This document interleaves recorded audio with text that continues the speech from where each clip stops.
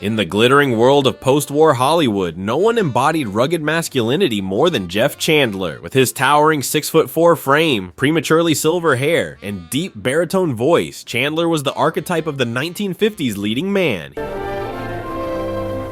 15 years ago, in 1941, the United States government started selling Series E defense bonds. He was cast as warriors, soldiers, and gunslinging cowboys, larger-than-life figures whose stoicism and strength reassured an America still settling into its role as global superpower. He became famous in Broken Arrow, 1950, playing Apache leader Cochise opposite James Stewart, a role so commanding that it earned him an Academy Award nomination.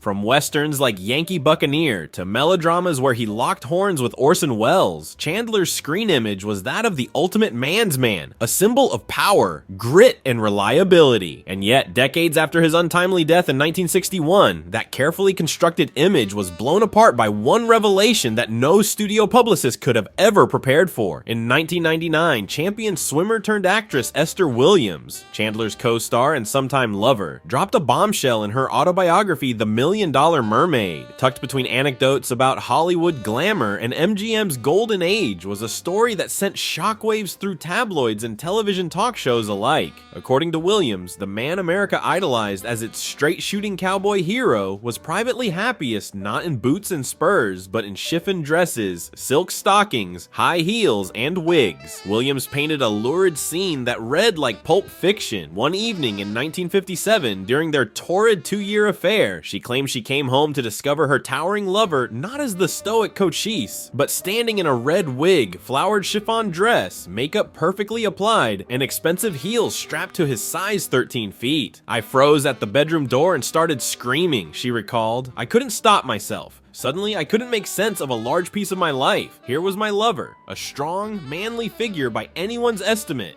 who had just been standing before me in high heels and a dress." According to Williams, this wasn't a gag or a drunken prank. This was no joke, she insisted. He enjoyed that kind of thing.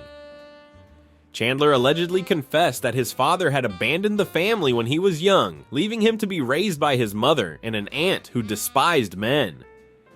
Growing up in that environment, Williams claimed, Chandler developed a complicated relationship with masculinity, one that left him drawn to the silks, chiffons, and femininity denied to him as a boy.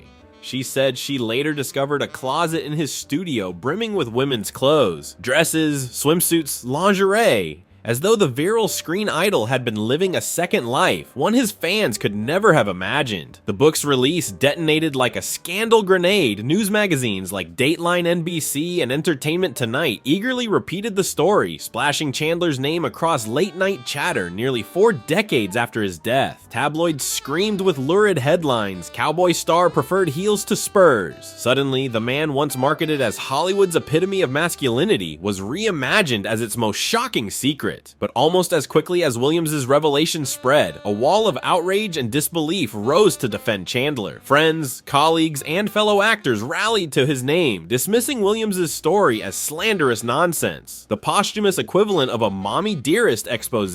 Jane Russell, Chandler's co-star in the 1955 melodrama Foxfire, was incredulous. "Cross-dressing is the last thing I would expect of Jeff," she said firmly. "He was a sweet guy, definitely all man." Actress Marsha Hunt, who worked with him on The Plunderers in 1960, echoed the sentiment.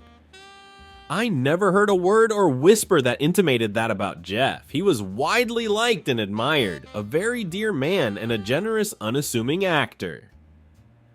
Fess Parker, best known as Disney's Davy Crockett, who appeared alongside Chandler in The Jayhawkers, 1959, was equally adamant. "I was shocked and surprised to read something like that," he said. "I can tell you that there was no conversation, joking or otherwise, about that kind of thing on the set." Writer Norman Corwin, a close acquaintance, was blunter. "What good does it do to speak ill of the dead? I think it's crass." To Chandler's defenders, Williams' revelation wasn't just improbable.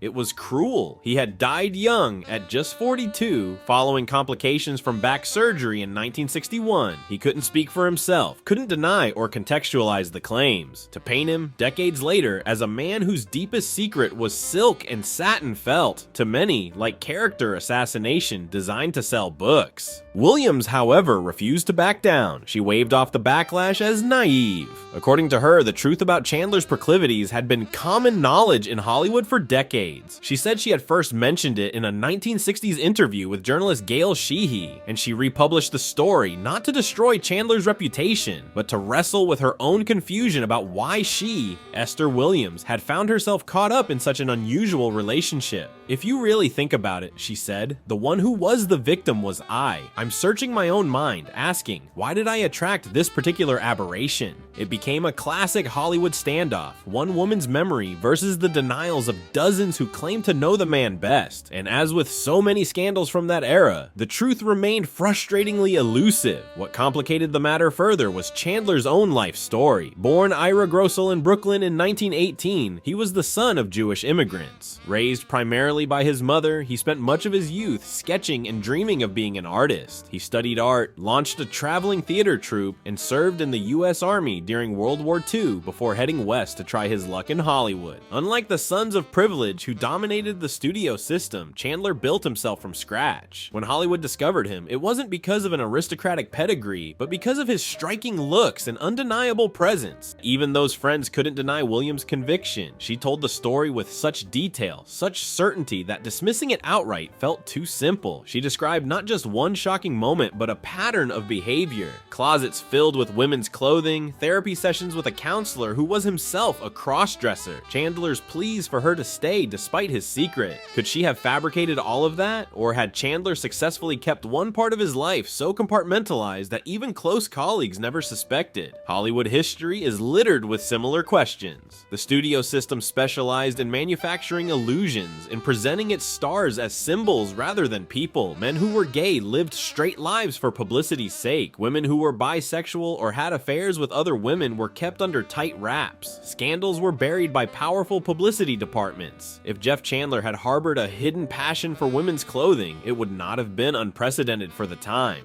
Merely one more secret in a town built on them. The tragedy, perhaps, is that we will never know. Chandler died young, at the peak of his fame, leaving behind 2 daughters and a career that still seemed poised for greatness. His sudden death from blood poisoning after a botched spinal surgery shocked Hollywood. To fans, he remained forever frozen as the handsome cowboy, the brave soldier, the noble Cochise. To Esther Williams, he was something more complicated, a man caught between the world's expectations and his own private compulsions. Whether Esther Williams told the whole truth, exaggerated her discovery, or misinterpreted a one-off moment of roleplay, one fact remains unshakable. Jeff Chandler's legacy is no longer just that of Hollywood's ultimate tough guy. It is now also the story of how one woman's memoir cracked open the myth of manliness itself, exposing the fragility of the image that defined an entire generation of leading men.